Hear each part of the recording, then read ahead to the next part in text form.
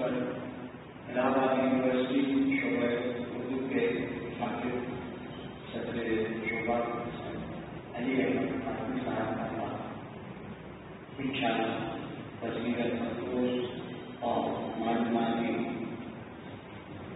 Lecture सुनाता हूँ। इससे पहले कि मैं कुछ और मौजूद के हवाले से आपकी खिदमत में अर्ज करूँ, इससे पहले इस जलसे के सर श्री सतीश पीयूष जी का स्वागत करते हैं। आप रामपुर जिला लाइब्रेरी बोर्ड के मेंबर हैं। आपका तारुफ पेशे खिदमत है।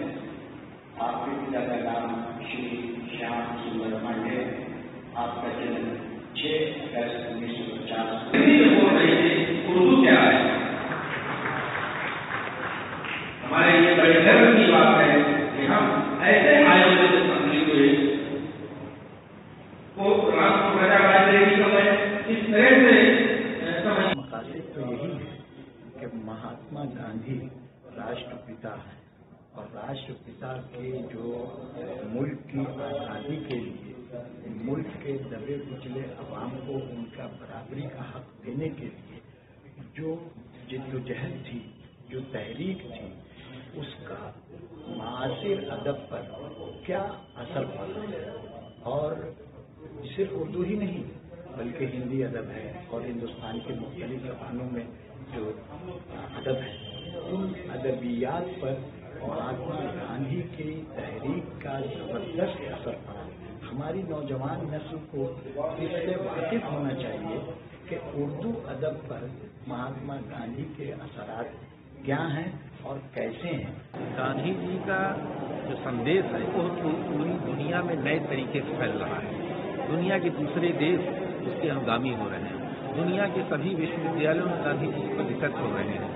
दुनिया के बड़े बड़े राजनेता जैसे वो ओबामा जी हों या ट्रंप जी हों या दूसरे देशों के जो हैं, वो गांधी जी को अपना आदर्श मान रहे हैं। ये कुछ फिरका परस्त लोग, जिन लोगों ने गांधी जी की हत्या की थी, जो लोग उन विचारधाराओं से जुड़े हुए हैं, वो पहले भी गांधी जी के दुश्मन थे और उनके कातिल थे, वो आज भी उनके विचारों का कत्ल करना चाहते हैं। ये वाज़ेह तौर पर ऐसा हो रहा है, सियासी तौर पर तो हो ही रहा है, नज़रियाती तौर पर भी हो रहा है।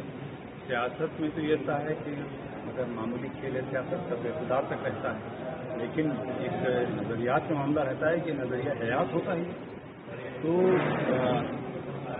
मैं बज़ाहिर तो कुछ लोग जो कुछ भी कहें, लेकिन बातिन तो ये एंटी गांधी का दौर आ गया, एंटी सेकुलरिज्म का दौर आ गया और हम आशी के खिलाफ।